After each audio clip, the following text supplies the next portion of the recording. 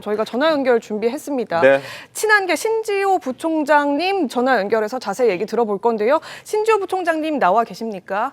예, 안녕하세요. 네, 일단 궁금한 게 지금 김민전 최고위원이 얘기했던 한동훈 대표를 사퇴하라고 촉구하는 글에 맞서서 당 차원의 고발을 검토하고 있다. 이런 기사가 있어서 최고위 발언에서 얘기를 하셨고 실제 그 기사를 제시하기도 했다라고 지금 확인이 되고 있는데 그 사실관계 여부는 어떻게 되는 겁니까?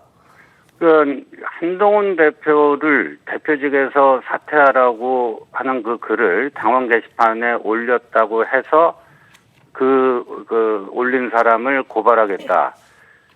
이거는 전혀 사실 무근이고요. 네. 상식적으로도 우리가 대통령이 마음에 안 들면 대통령 하야하라 이런 사람들 다 고발합니까? 상식적으로도 말이 안 되는 얘기죠. 그런데 어제 김민전 최고위원이 공개 발언에서 그런 얘기를 했어요. 예. 해서 무슨 근거로 그런 말씀을 하시냐 했더니 기사에서 봤다 이렇게 답을 하더라고요. 네. 그래서 그 기사가 어떤 기사냐 이렇게 물어봤더니 본인이 어제 비공개 회의 한 10분 15분간 이렇게 찾으려고 하던데 못 찾았다. 지금 현재로는 못 찾겠다. 네. 그래서 내가 그 발언의 근거를 제시하지 못하면 다음번 목요일 날 또 최고위원회에서 공개 사과하겠다. 이렇게 얘기하고 일단 종료가 됐습니다. 예. 종료가 됐는데 조금 시간이 지나고 찾았다라고 그 최고위원 단체방에 그 기사를 올렸어요. 네. 그게 이제 채널A 토요일 보도가 된 건데, 근데 그 기사를 그렇게 본인의 발언 근거로 이제 제시를 한 거죠. 예. 근데 그 기사를 작성한 측이나 또 그 기사를 여러 사람이 이거 읽어봤습니다. 읽어봤는데 김민전 최고위원이 그 기사를 오독을 한 게 분명해 보입니다. 오독을 했다.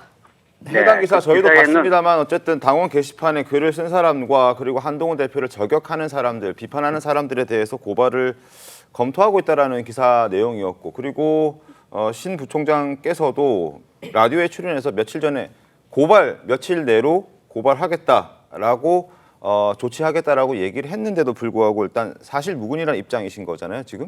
그게 지금 부정확하게 말씀을 하셨는데 이거를 이제 이 당원 게시판 이 문제를 이제 소동을 일으킨 분들이 계시잖아요. 그분들 측에서 지금 한 6건의 고발이 경찰에 들어와 있고요.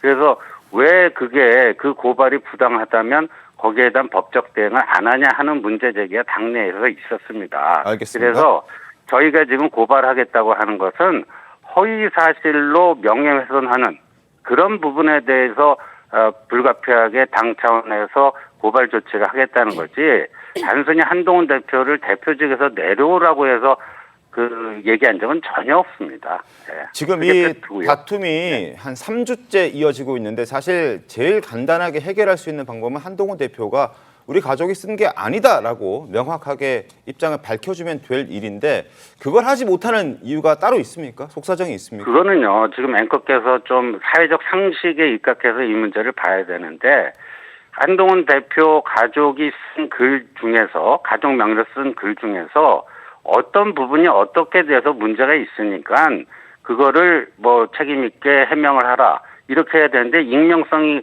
보장된 게시판 글에 문제가 무슨 문제인지 밝히지도 못하면서 무조건 네가 쓴 거야 아니야 이렇게 하는 것은요, 사회적 상식에 반하는 요구죠. 네. 일단 문제가 뭔지를 정확하게 규명을 해야 되겠죠. 네. 그럼 반대로 지금 친한계에서는 한동훈 대표를 끌어내기 위한 어떤 공세다라고 얘기를 하고 있는데 그렇게 주장하고 있는 근거도 따로 있습니까?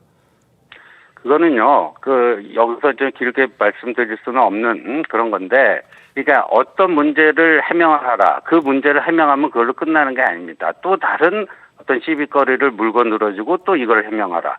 요번에 전수조사에서 1068개 그 문제가 있을 그 대상이 되는 그 글에 대한 전수조달해서 그걸 다 분석해서 제시를 했잖아요. 그랬더니 그거를 어떻게 또 믿을 수 있냐. 또 이렇게 물고 늘어집니다. 끝이 없어요. 예, 그래서 저희들은 그거는 제2의 이제 익십이고 한동훈은 어떻게든지 대표직에서 끌어내리려고 하는 그런 정치 공작이다. 그렇게 이제 인식을 하고 있는 거죠. 네, 그런 그 친한계 쪽의 해석과는 또 별개로 지금 이재명 대표 사법 리스크에 여당이 지금 반사 이익을 누리기는커녕 집안 싸움만 지속되고 있는 이 상황, 이 부분을 놓고 지금 한동훈 대표 리더십이 시험대에 올랐다 이런 내부 지적들도 나오고 있는 것 같거든요. 그 부분은 어떻게 보십니까? 이 당원 게시판 소동을 누가 왜 일으켰죠? 이 평지풍파를 일으킨 게 뭐죠? 그러니까 저희 당원 게시판에 그 검색 기능 오류가 있었던 게 이제 계기를 제공을 했는데 네. 이거를 문제 제기하지 않았으면 이런 뭐가 있었다는 걸 사람들이 알까요? 굳이 깜도 안 되는 거 가지고 굉장히 심각한 문제, 중대한 문제가 있는 것처럼 선동을 하고 부풀리고 과장을 해서 이걸 한 게 누구죠? 그러니까 그거 뭐다 속시원히 아는 말씀을 좀, 얘기니까요. 제가 네. 구체적인 얘기는 안 하겠습니다. 네. 왜 이런 평지풍파를 누가 왜 일으켰죠? 알겠습니다. 어쨌든 한동훈 대표 리더십은 흔들리지 않는다 이런 취지로 답을 주시는 거죠? 뭐 그런 외부 공격에 흔들릴 한동훈이 아닙니다. 예. 네. 그럼 앞으로 이 논란 좀 어떻게 돌파하겠다라는 생각 조금 더 구체적인 것들이 있습니까?